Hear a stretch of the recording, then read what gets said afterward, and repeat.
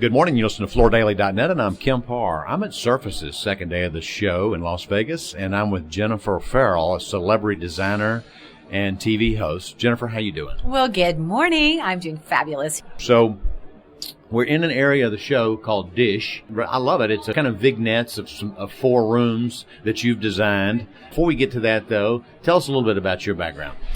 I have 2 jobs. One is that I own an interior design firm, Jennifer Farrell Designs, which is LA-based. Next year will make 20 years, so I've been around for a while. That's my day job. And then my other job is that I host television shows. So I've been hosting and designing for 15 years on TV. The shows I am currently hosting are Find Me a Vacation Home and Behind the Gates. Those are both on AWE. And then I host Holiday Dream Home on FYI. What kind of arrangement do you have with Informa? Well, Informa came to me to ask me if I would be their 2020 design visionary, which was a very big honor for me. And the reason that they asked that of me is because the people who come to the International Surface event get to see a lot of surfaces as you walk through. There's a lot to look at, but they wanted the opportunity for people to experience how those really come together in a visionary way. And they wanted for the trends that are coming to be predicted and experienced. So I came with the idea of creating these 4 style pods. So they're basically 4 worlds as I am predicting the trends in design. And I'm in a fortunate position, both as a designer and a public figure, to be tapped in with a lot of the trend setters. And I, of course, tried to be one of those myself so that I'm able to hopefully predict where I see all the future of surfaces and design as well going in 2020 and beyond. So tell us what you've come up with here. Well, our 4 pods are sort of these heightened reality versions of where I'm seeing the trends. You and I are actually sitting in one called Overscaled Organics, where I think we're going to see a lot of nature-inspired imagery where we're taking the man-made look out and having it look as though it's earth-made. Lots of very 3-dimensional textural elements. Like right now, we're surrounded by 2 walls. They almost look like a woven braided rope, and yet they're actually a tile of natural stone.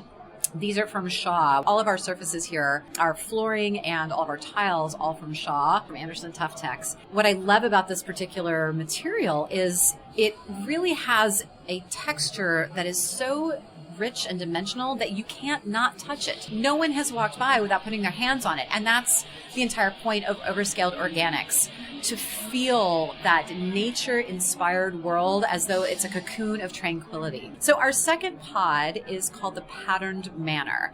Now, in this pod, you see a lot of very traditional European patterns. Florals, herringbone, suit stripes. We've got fish scale, like that fish scale pattern's been around for literally thousands of years. But we're taking those traditional European patterns and maximalizing them to the nth degree so that the floral pattern, there's literally flowers on the wall that are bigger than I am. So massive pattern, then those flowers explode onto the floor. We've taken that fish scale tile, which again is from Shaw, and we've turned it on its side, and then we did an undulating grout. So we took 2 colors of grout. It's a dark gray tile. We took a black grout and then a sort of toasty cream colored grout. And we've done that in big giant swaths on the wall. So the idea is that there's movement and undulation, even though it's a 2-dimensional wall. The play of shadow and light in that grout suddenly makes it feel as though the wall is moving, as though it's the big floral pattern on the back of the wall has exploded in these petals that are waving in the wind. The experience of this room is very deep and dark and moody, almost like there's a black patina over the entire space, and it gives it that burnished by fire feel. So it's as though we're in a 17th century manor and we're going to this fabulous masquerade ball, and the party's hosted by Iggy Pop. Okay. Let me just tell you, that pod is the most popular. I've been standing here watching, and most people walk up to that one first. Well, you can't miss it. It's very big and dark and moody and sexy. And so it really is sort of this avant-garde interpretation of what are traditional elements, but done in a completely different way. Then our third pod is called the Glam Bazaar. So we've seen a lot of boho chic in the last few years, and we've also seen a lot of luxe glam. I'm seeing those 2 worlds now merging. So we're still going to be seeing a lot of these sort of rustic bohemian elements like jute and rope and macrame and lots of weavings, lots of intricate patterns that are very Spice Market inspired, that Spice Market palette as well. So you really have some of that Moroccan, Moravian, Moorish vibe, but we're going to see a lot of glamour introduced into that. If you were here to see, you'll notice that everything I do is overscaled, but I also think that's where design is going, that bigger can not be bad. It's actually good. Bigger is better, but it's also inviting. And the feel of this sort of sun-baked desert fantasy comes into play as well on the walls. We have this gorgeous tile called Islander, and it's from Shaw. The name is a little deceptive because while Islander sounds tropical, the pattern is definitely a very intricate, what appears to be a hand-painted tile that really does feel very Moroccan in its gorgeous pattern. So the sun-baked desert caravan that we are experiencing in the Glam Bazaar, we get to experience as though we're the sultans. And then our fourth world is called Spaceship Yumo. Yumo, roughly translated from Chinese, is humor. And that is the idea behind the space, that a clean, bright, minimalist space can also be filled with joy. And technology doesn't have to scare us anymore. It can actually work to make us feel good. That room has a lot of tactile experience, a lot of sensory experience. Like our tile on the wall is a dimensional white tile that's very touchable and tactile. The space is clean and bright, but has a lot of color. We've actually used Pantone's color of the year, classic blue, on our ceiling and our back wall. And what's interesting about that is that it's sort of a punch of blue with a lot of happiness in it. And I think that's why Pantone chose that color this year, because we've seen a lot of navy and midnight for the past several years in design. But I think they chose classic blue because there's such a vibrance to that color. It is literally a color that puts a smile on your face. And then in that same room, we also have a lot of organic and amoebic shapes. Like our coffee table looks like woven branches, but in an abstract version. So there's this real amoebic, amorphic energy to the space. And then our entire back wall is covered with television screens. Right. So it's a huge wall of moving color and light as though we're traveling through space. Beautiful music, beautiful imagery, where I'm using that to show that the feeling of Spaceship Yomo is that technology is there to embrace us and help us and to make us feel happiness. So as we fly into the future with Spaceship Yomo, we're doing it with a smile on our faces.